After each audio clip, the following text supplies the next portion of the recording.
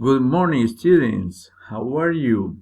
My name is Julio César Chávez. I am going to teach you today what and how often. What se usa para hacer preguntas y significa qué o cuál, chicos y chicas. Example. A. What is your name? My name is Julio César. Letter B. What are you doing? I am learning. Letter C. What is Juan Carlos reading? He is reading an English book. Letter D. What do you have to do? I have to do my homework. Letter E. What does Isabel have to study? She has to study English. Okay. Let's see how often. Se usa para preguntar y significa qué tan seguido o qué tan a menudo. Example. Letter E. How often do you study English? I study English every day. Letter B.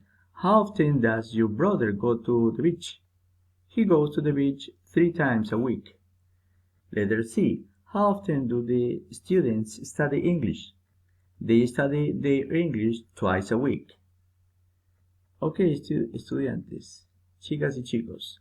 La práctica del día de hoy es Write your notebook 3 sentences using what and how often. Escribí en sus cuadernos 3 oraciones usando qué y qué tan seguido. 3 oraciones con what and 3 sentences with how often.